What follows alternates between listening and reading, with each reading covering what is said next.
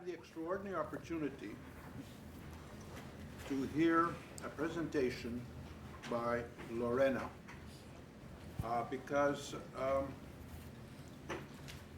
in Montreal, we are of course very preoccupied by the question of housing, especially housing for the homeless, but housing for low-income people. And surprise, surprise, for example, the new mayor of Montreal, no sooner did he walk through the front doors of City Hall that he announced that he was preoccupied with homelessness and put out a number of ideas out there. And just 48 hours ago, surprise, surprise, the provincial government discovered homelessness and announced a $50 million program over 10 years, of course. What happens in that 10-year period to the homeless remains very vague. So homelessness and housing is an issue that a lot of people have worked very, very hard in Montreal to advance, and some of these people are actually in this room. They have nothing to do with the Urban Geography Department of Concordia University. They are people on the ground who have worked and trying to find solutions. Lorena Zarate is exceptional because she has a vast experience and she can teach us here today the problem of housing, the problem of homelessness at an international level.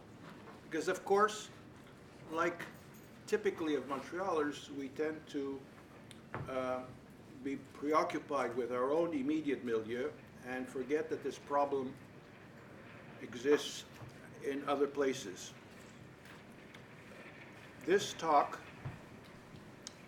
is presented by the the Concordia Department of Geography and Planning and Environment. And it is co-sponsored by a number of organizations, including EPAM, GUS, GeoGrads, National Planners Network, Montreal, and the UPA. I assume you know what these initials stand for because I don't.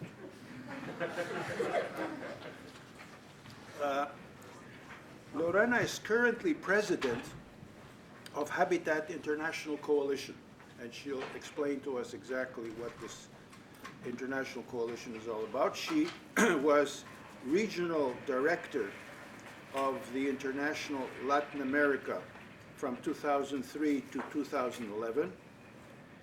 She has been involved in the elaboration and dissemination of the World Charter of the Right of the City, 2002-2005, and the consultative process to define the Mexican City Human Rights Program, 2007 to 2009, and the promoting committee of the elaboration for a Mexican City Charter for the Right of the City, 2008-2010.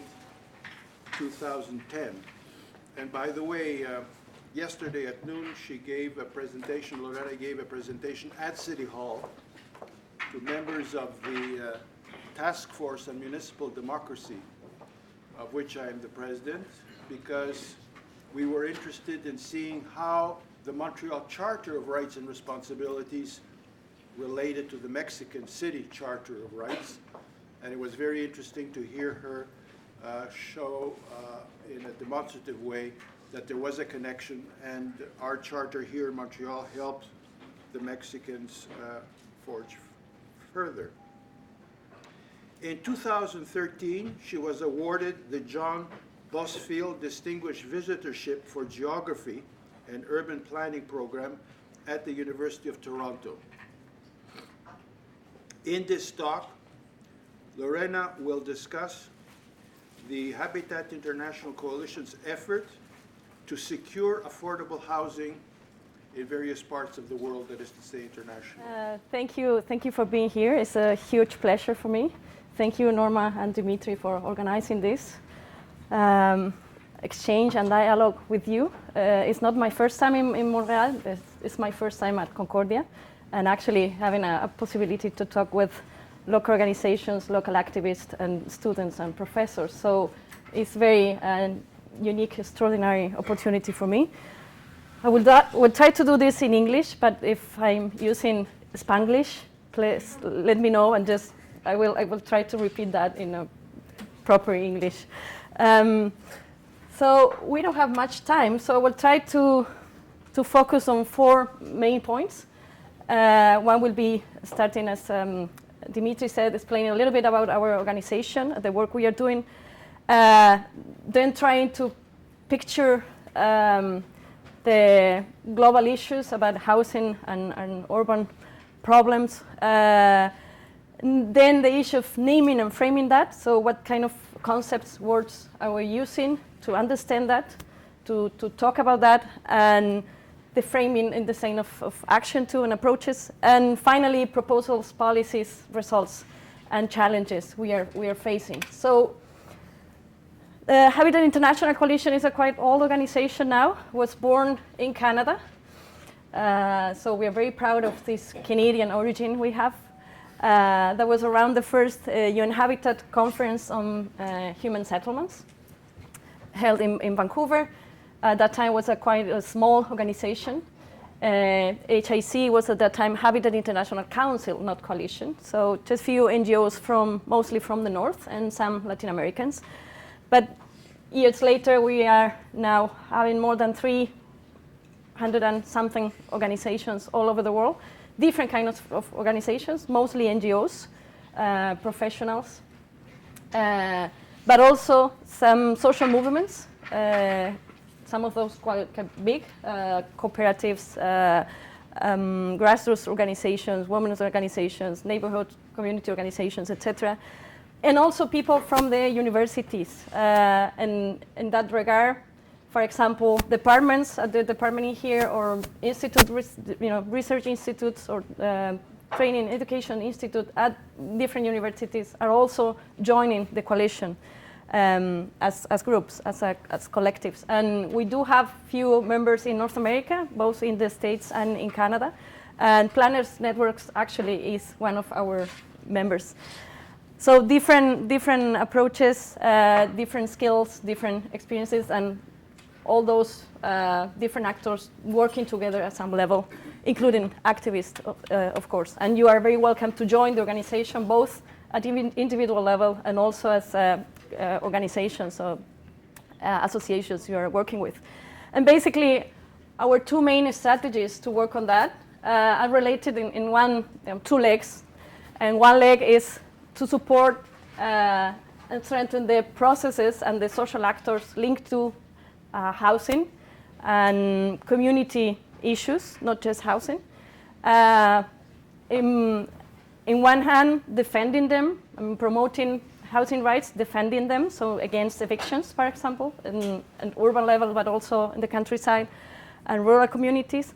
And also in the sense of realizing that right, so building the houses, building better communities. And the other leg will be the advocacy level, the lobby, and the propositions from local level up to the international level. So laws, programs, policies, changing the constitutions, etc., etc. So our members are quite engaged all over in different activities. You will see more details about that. And so different members, different kind of organizations, different approaches to human habitat issues. So some of them will work with from a human rights approach, but not all of them. A gender approach, more based on the environment issues, and other ones in more like how the environment and the human settlements are produced. So that is, and some of them actually work on all of those, so in a combination. But just a very schematic way to understand the work we are doing. But now going to the more concrete issues. You recognize that image? Yeah? Where is that? Brazil. Yeah, Brazil, Rio. Do you know the name? The favela? The name of the favela? You're quite close. That's Rocinha. I think it's the biggest favela in Rio, if I'm not wrong. Most of the favelas in Rio are quite, in the city, not just in the periphery, right? On the hills, the hills are in the city. So they are undergoing a huge pressure due to the infrastructure and facilities they are building for the Soccer Cup now next June, but also for the Olympic Games in 2 years. So for the past 2 years, I've been facing pressure, economic pressure, political pressure, and evictions in some cases. Only in Rio, up to now, more than 30,000 people were evicted. But the urbanization process in Latin America took place mostly between the 50s and the 70s, just to say something like very quickly, and mostly related with a strong industrialization process at that time. But also, and this is important for us, especially from the approach of the right to the city and not just the right to housing, also related with a democratization process. So somehow you can track the urbanization vis-a-vis the democratization process, both at city level, but also in the scale of the country. And you have to remember that in many countries at that time in Latin America, there were dictatorships. So people organizing at community level to actually have access to a plot, occupying land, etc., and struggling for building houses and then access to services, were facing not a very polite government and not a democratically elected government. They were basically struggling with dictatorship. So under persecution, a lot of people disappear and kill, even priests and nuns and people working with the organizations in the favelas. So that's the case mostly all over Latin America, not just in Brazil. And that's important to keep in mind. Many of those leaders now, for many years, at a place in the government. They are functionaries at local level, city level, even a national level. So very important process of urbanization and democratization. And you can see now big buildings over there, several stories, quite consolidated. So that process is quite old now in Latin America. But we know that the amount of people living under those conditions is big. That's no cities, but just the general percentage per country. And the orange ones are between 10 and 40%, and the red ones are more than 40% of the population living under those conditions. But if we compare that with Africa and Asia, we know that the urbanization process is somehow, in general terms, getting later in those two regions, but faster, quicker than in Latin America, and under much more precarious conditions in institutional terms, social terms, economical terms, industrialization, etc., etc.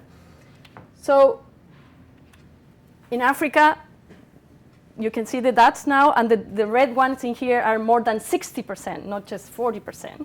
And the orange ones are between 30 and 60. So that's basically the whole continent. Huge amount of people living under those conditions. Many of those cities, as you will know better than me, having a double population in just 5 years, 10 years, and we are talking about millions of new people arriving to those cities and basically informal settlements. The same in Asia. Also here, 60%, more than 60% the red ones, and between 30 and 60% the orange ones. So we are talking about a global issue, a global problem that is not usually on the news, not at least in our countries, but quite different realities, in fact. And I was talking before about the more precarious conditions in general terms in those regions. So if you are using the same words to define, the favelas, the slums in Asia and Africa and the ones in Latin America, we are not quite getting the differences, right? Because they are not exactly the same. And of course, we are facing also the problem that related to the international agenda of improving the quality of life and fighting against poverty and all that kind of slogans. We are getting slums, evicted from, especially in Africa and Asia, like overnight, right? Thousands of people just evicted because we need to clean the city, we need to fight against poverty, so basically fight against the people, and evicted them outside the cities over and over again. So not access to services, etc., but also here, think about the relationship between those physical conditions and the quality of citizenship and the quality of actually democracy in those places, right? So I think we need to think at the different levels altogether. And you might recognize that picture too, because it's a famous one. Yeah? Brazil too, right? It's not Rio this time. It's Sao Paulo. That's Paraisópolis. It's the name of the favela. And it's a real picture. There are not two pictures, right? They're just one image. And you can see the wall dividing them. And that's kind of the image UN Habitat is using, because it's a metaphor and the image of what they call the urban divide, right? There's huge inequalities growing in our countries, in our regions, being Latin America the most unequal region in global terms and in a global level. Of course, we can talk hours and hours about that picture and the differences and the role of the state behind that. No, where is the state present? Where is absent? Etc. Enabling some things, not allowing other things, not supporting other things. So it's clearly we are not talking about the lack of resources, the lack of money, the lack of political will in general terms, of the lack of institutional resources or capacity, but we are talking about distribution and redistribution and where is the money going and where is not going, etc. And that's real too, and that's actually kind of half of the picture of the real picture, or maybe a third of the real picture. That's in Mexico City. And it's also to show the huge inequalities and the huge amount of money all over, but also to show the image, the kind of dream we have about what is a modern city, what is a real city. If you talk with mayors in many African countries, but also in Latin America, what is the city you dream about? And they will kind of picture this, right? It's like huge gray buildings, tall high rises, kind of all the same and kind of empty, I mean, without real life. But in any case, this is important because this is the picture we are projecting and this is where we're trying to go, right? So this is for sure not the picture we are willing to project. This is not the right to the city for us. This is actually the negation of the right to the city and at some extent the negation of the urban life. People just hiding in those high rises, living inside there all the time mostly, and taking the car to just cross the huge avenue to go to the shopping mall, which is, just crossing the street, and going to those buildings in here this is a 4 building, from huge transnational businesses, companies. So the negation of the city too. But this is important because usually when we talk about urban issues, we just talk about urban issues and cities as they were just one thing, right? Like one logic, without any connections. And those days, actually, with that image, we are more worried about cities connecting with other cities all over the world, and the competitivity and the global cities and all that, and the world-class cities and et cetera, but not really thinking about the relationship between the cities and the countryside and the cities and the productive land and where are the resources coming, where is the food coming, where is the waste going, where are the water coming, et cetera. So, and also related with a very, at some point even criminal slogan about urbanization as being the best thing the humanity can, wish for, and the urbanization will just solve all our problems and will be like, the place of hope, the place of development, et cetera. And that's really tricky, and that's actually destroying the possibility of having life with dignity in the countryside and destroying the small-scale family production, etc., etc. So we need to be careful about that, and we are pushing different actors and sectors at the international level and the local level to actually think about the city in a much more global and complex and integral approach, and not just city as buildings and high-rises and highways and etc., etc. So the second part is related with the names and the visions. And this is very important too, especially being in an academic room. Perhaps we think that the concepts are more or less the same. We can discuss a little bit, but actually they don't have a huge implication in real politics and the policies and the debates and the actions we can have. And actually they matter a lot. And just to put two examples in here, if we're looking at this picture, maybe you won't recognize that one. That's also coming from Latin America. That's from Bolivia. And those are the hills between La Paz and El Alto.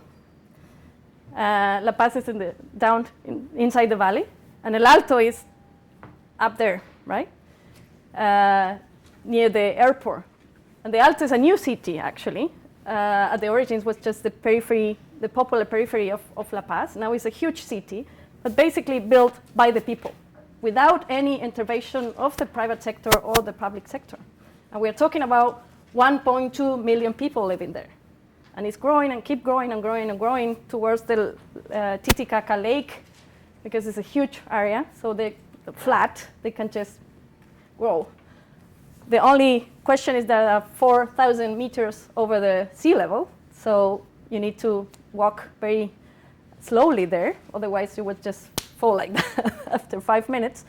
But that's to show that actually people can build, and not just build one house or where precarious kind of habitat, but entire neighborhoods and entire cities, if they have some kind of support or access to some institutional support.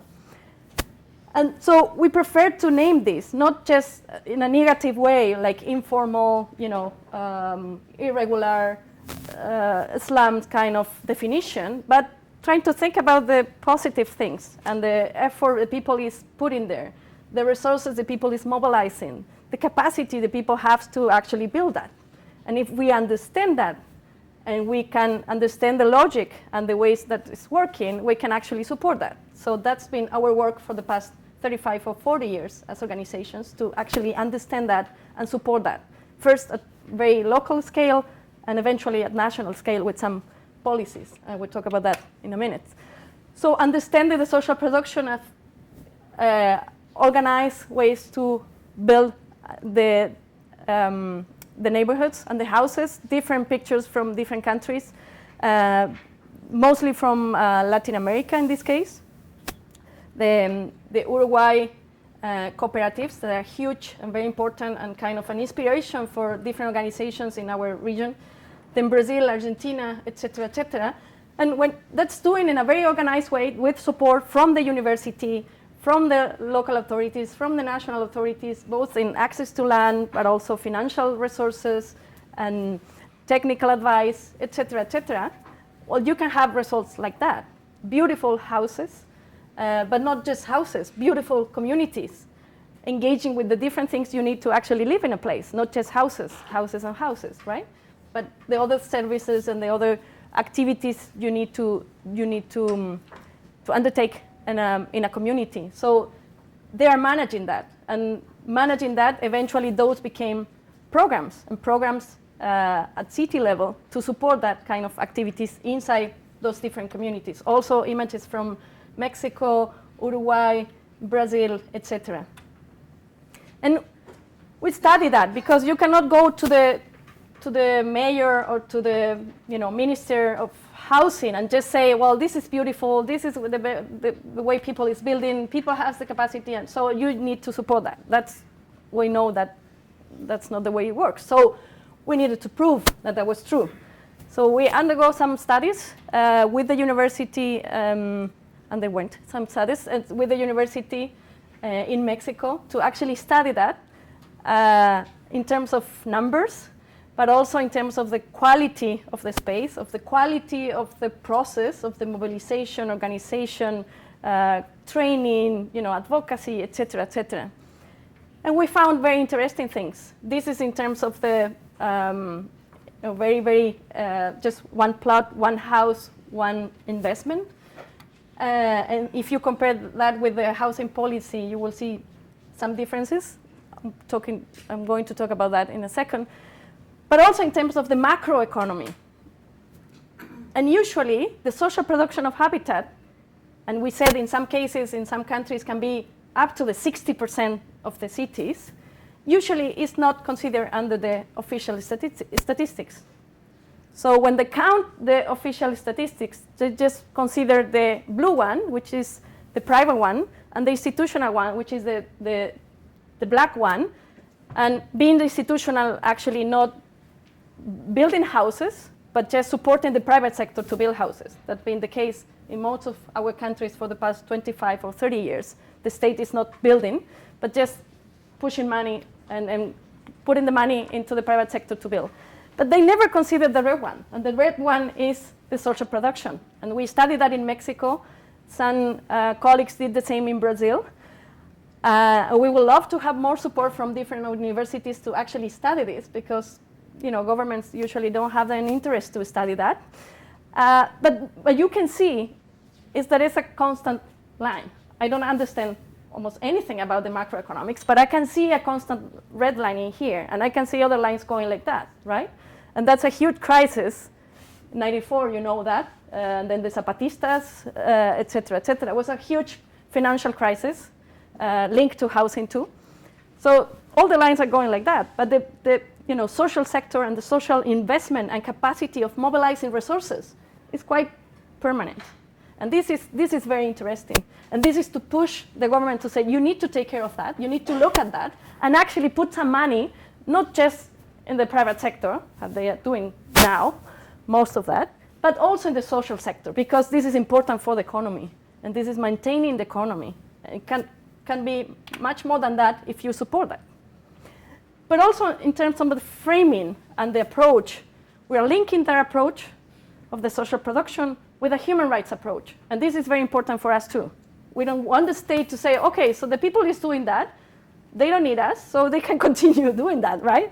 Oh, no. Let's start all over again. Huh? They can do that, but you have obligations, and they need your support, and they have the right to access that support. And you have different obligations as states. And here, speaking about states, it's not just the national state or the federal government, but it's the local authorities too, and the provincial level too, depends on the countries. And usually it's a combination of all of those, right? So again, supporting that, not just building houses all over, supporting that, protecting the people that already have a house, so not evicting the people, not provoking a financial crisis so the people can afford to pay anymore the rent, and then et cetera, and eventually to building houses and facilitating access to housing through different financial, technical mechanisms, including land.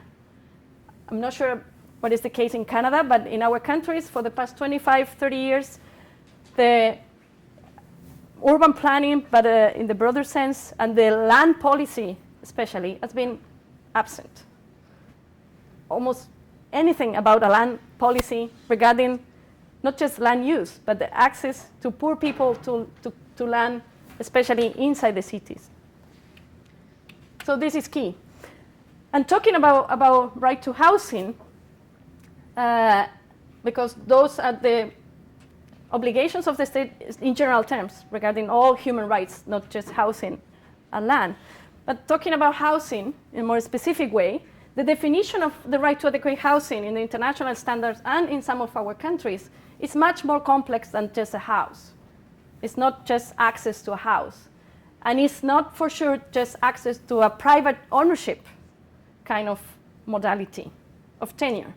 So these are key components. You can read that document. It's called General Comment number 4. It's on the internet. And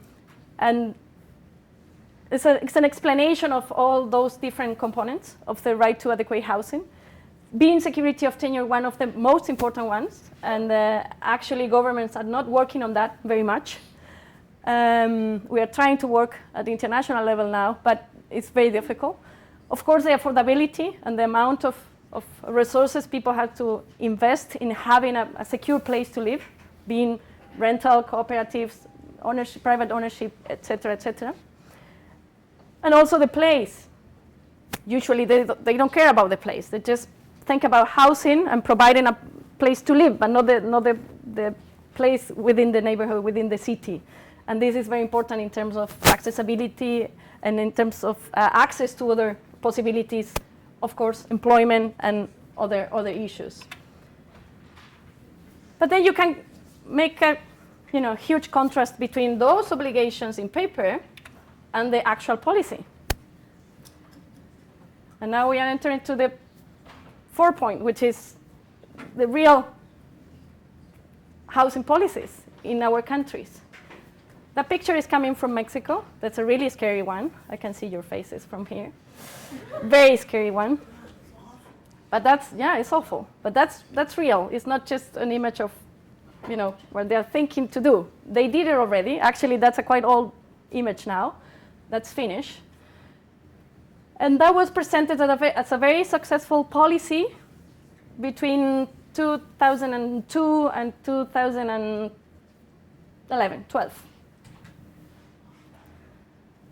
And that's basically a disaster. What was the inspiration was coming from Chile, mostly, from the World Bank, of course, promoting that. And in Chile, the policy was first implemented under Pinochet. So it's not just the World Bank, but also it's a very, non-democratic kind of policy. And you can imagine the kind of citizens and the kind of, democracy you can dream to have in a place like that, right? That's awful. And it's creating now huge problems at different levels. I'm not sure if we have.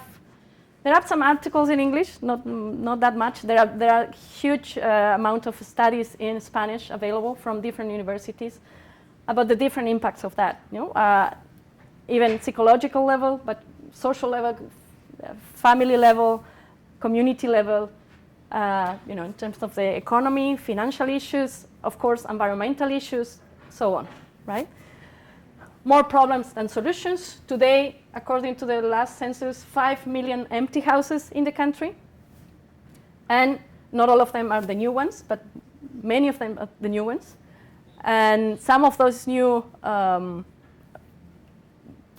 places, they should be like cities, right? Because we are talking about thousands of people living there, thousands of new houses. They are not cities, they're just places with plantations of houses.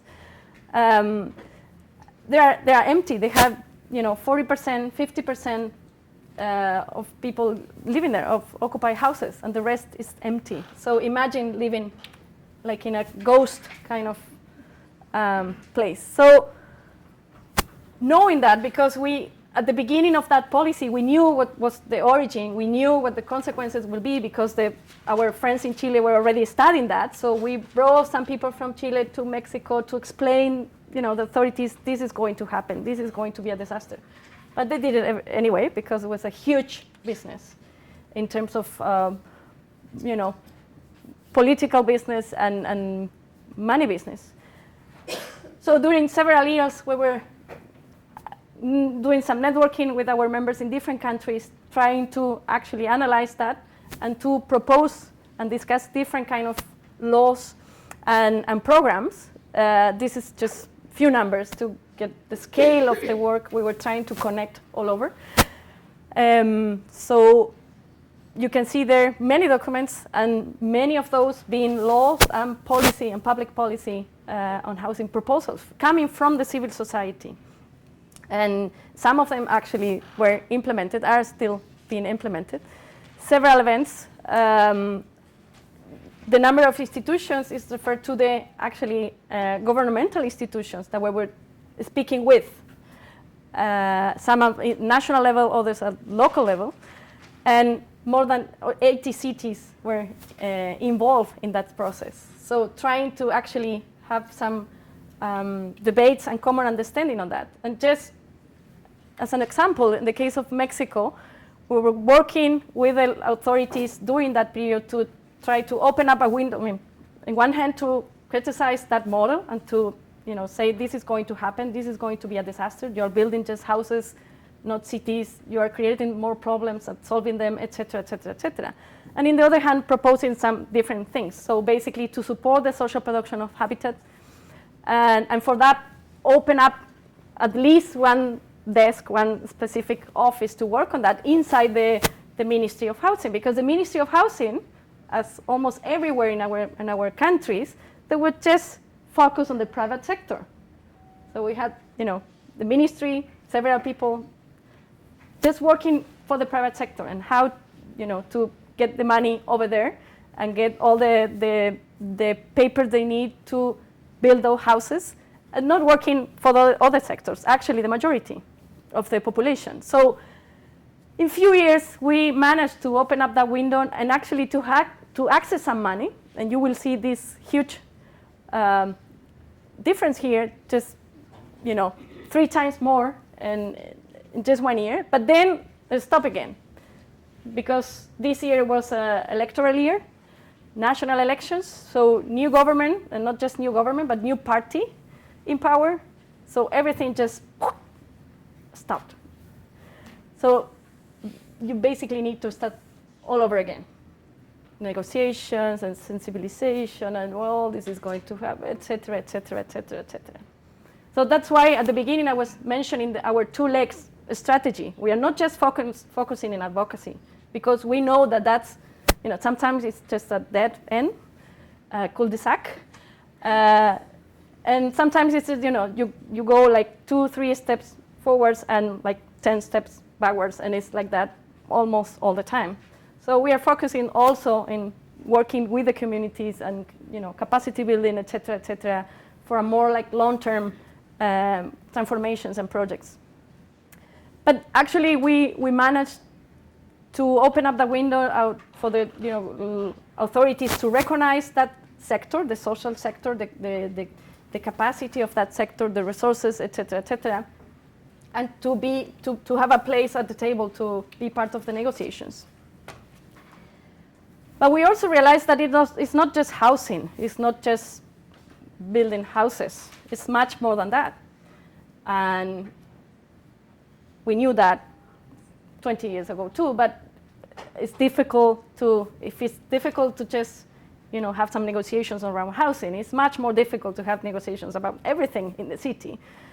But actually we took that step, and not just us, other networks too, other organizations too.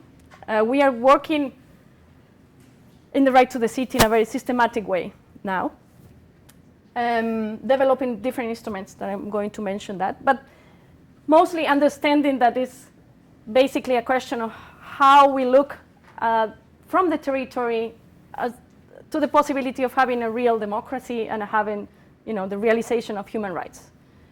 Not just human rights on papers, not just some human rights for some people, some sectors, et cetera, not just democracy in a very liberal way and just elections every 4 years or 6 years, but talking about real human rights in the territory, talking about real democracy in the territory.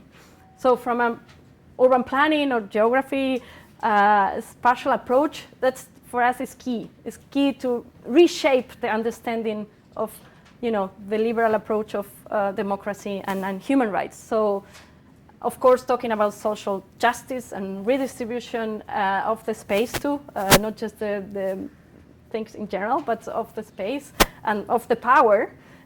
So very profound issues behind the right to the city concept. It's not just a new right, it's not just a new umbrella.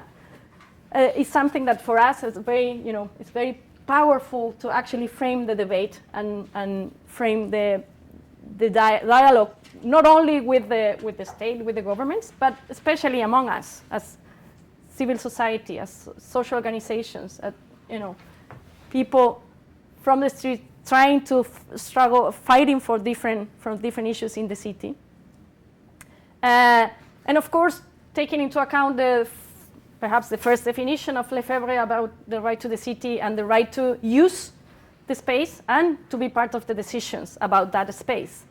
So building on that, we create some definitions for the right to the city in different instruments. And I want to focus now on the Mexico City one. This is the charter we developed in Mexico City between 2007, 8, and 2010, and we are now working in the implementation and facing the challenges of the implementation. And you can access this on the internet. It's in English, so I will send it to Norma. Yeah, you can put it on the website or whatever, so everyone can access it. So it's available in Spanish and in English. And that's, as you can see, it's not just one-page declaration, a political declaration about the city we dream about, but it's actually a very detailed charter with specific recommendations on, actions. So we are starting everything with verbs, doing this, doing that, promoting that, et cetera, et cetera, et cetera. For every one of those, each of those, what we call strategic principles.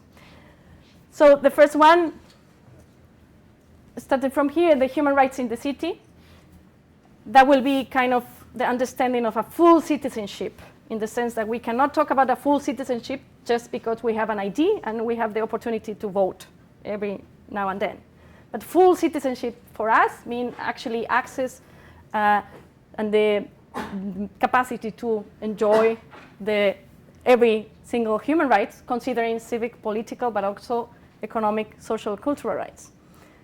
And inside that, we will need to talk about the responsibilities, again, not just the federal state, national state, but the local authorities and the local governments. And there is not much about that at the international level. The Montreal Charter is very important for that. I'm sure you know it, and if not, you are going to look for it tonight. This is the Spanish version we were discussing yesterday, so I'm happy to know that it's a Spanish version, but it's of course in English and French and many other languages. 8 languages, including Chinese, Greek, Inuit, Arabic. So wonderful effort, and we should link those efforts more. The second one is perhaps the crucial one, because it's related what Lefebvre was again speaking about, the social function of the social function of the property of the land and of the city itself. And this meaning basically a redistribution of the land and thinking about the use we are giving to places and not just the exchange value of the places and of the land. So developing different instruments to actually control the land market somehow, control the speculation, control this, huge enterprises and multinational business having access to the key land inside the city and the key resources inside the city. And there are several examples of that.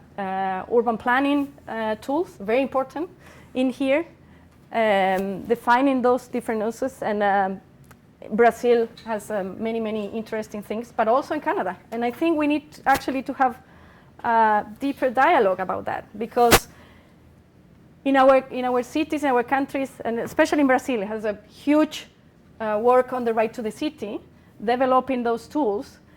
So we talk about the right to the city. We have some tools, but we don't think about the tools you have in other countries where you're not perhaps talking about the right to the city, but you have already the tools, and especially from an urban planning approach. So I think we need to work much more on that and make more exchanges and debates around that, because we have much to learn from other countries. Of course, what we call the democratic management of the city, that will be in terms of democracy and participation, but real participation at the decision-making level, not just few consultations here and there. So we get consulted all the time, and then there are other people making decisions. So that's not really the democracy and the participation what we are dreaming about. So different tools for that too. Many of those already existing in our countries and cities, but not really being implemented. The democratic production of the city, of the habitat. I talked before about that, but also the access to a productive habitat in the sense of strengthening not just the local economy, but the social economy and the solidarity economy, which is very important. I'm not sure how much you're discussing that and talking about that in North America, but maybe you know that in our countries, and especially in Argentina, after the huge crisis more than 10 years ago, the social sector of the economy, being the cooperative, but all the kind of forms, associations, they were very important. They were managing, involving like 5 million people in different kind of forms outside the formal economy. So, trueque, like exchange, I don't know how to call that, exchange? But exchange in terms of value without any money. Barter. Yeah, so there were huge markets of that all over the country. So people just exchanging things because of the value they have, and also creating some of their own money, a community level. So very, very interesting experiences.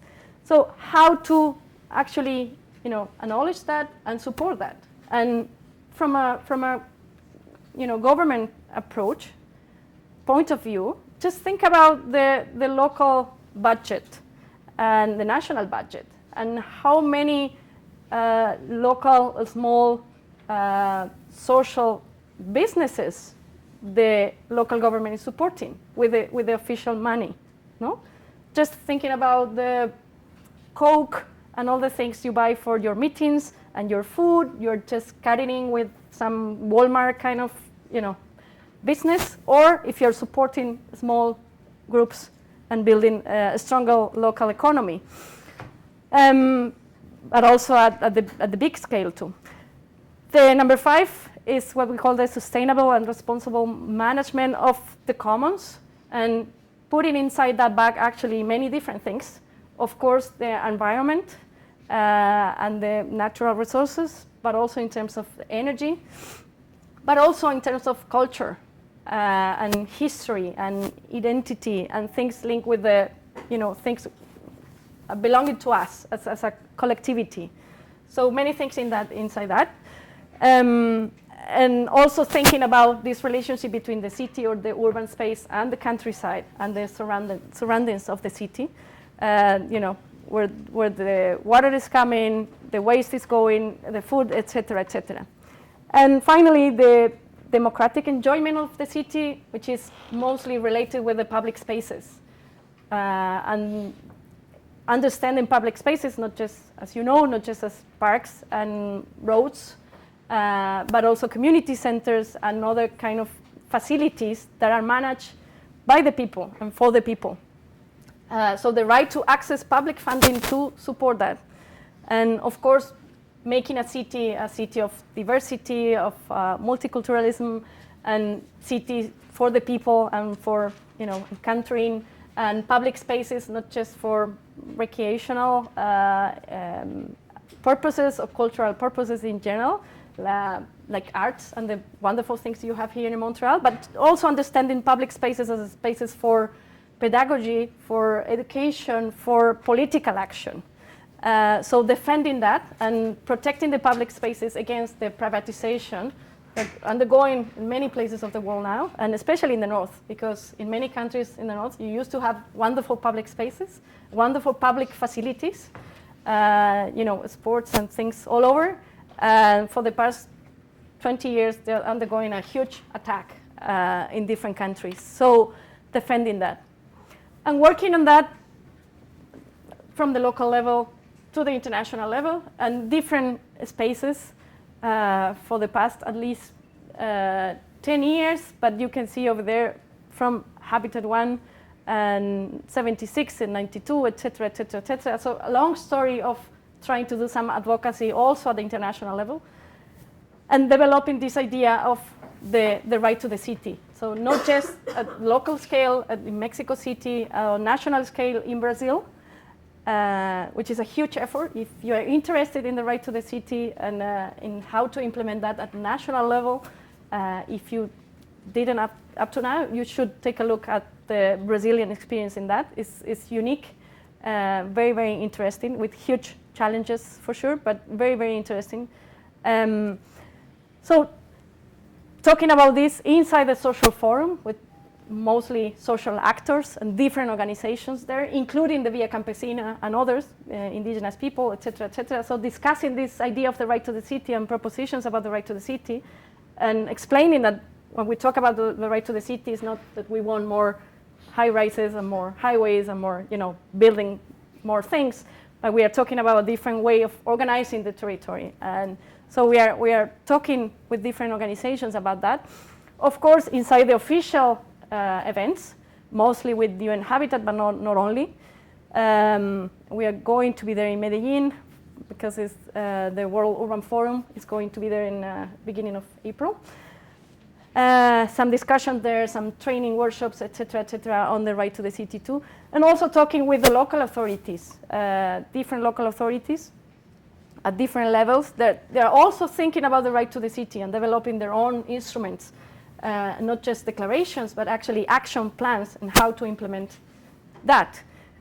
So after all those years, we actually have different instruments at different levels. We do have the right to the city recognized in the, let's call it classical human rights international instruments, but we do have the right to the city and this approach of human rights in the city in different instruments, both from civil society and also some official documents. And you will see there are different levels. This is regional level in Europe.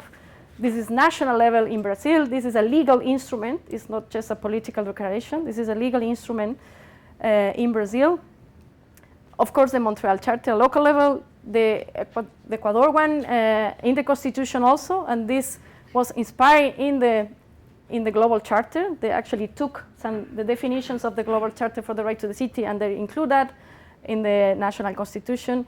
The Mexico City one, and the last one, their charter, they call the Charter Agenda, that's from the local authorities for human rights in the cities. So different initiatives going on, more or less during the past 10, 13 years.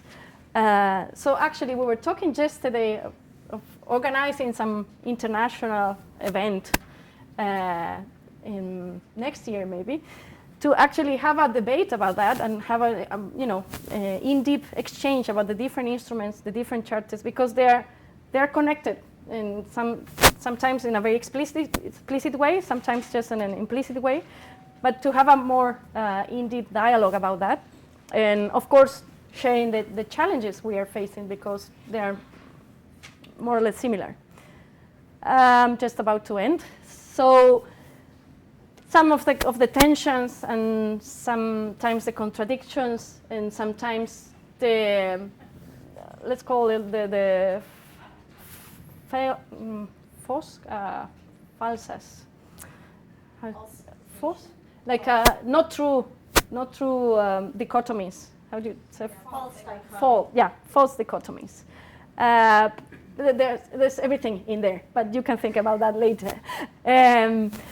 But actually, both from a civil society approach and from like local authority, national authority approach, we need. I think we need to think more about that and to have more debates about that, and to actually face those contradictions and to try to think in a smarter way, how to implement some policies and actions that will take care of that in a different way.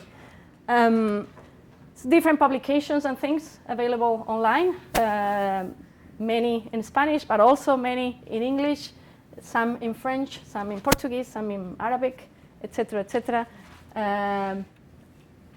You can read about that if you're interested in the right to the city. This is a publication we made, some colleagues from the General Secretariat made in 3 years ago now, 2.5 years ago. That's available in English too. And it's a compilation of different articles from different regions talking about the different struggles and different instruments around the right to the city, including South Africa and, of course, many in Latin America, some in Asia, etc., etc. And all the information is available there. And through that main website, you can also access some other websites, the Latin American one, the one in Cairo, which also has many things available. And so different things you can access over there. And of course, you can write to me anytime to ask questions and ask for more documents or information about all the work we are doing. Thank you very much.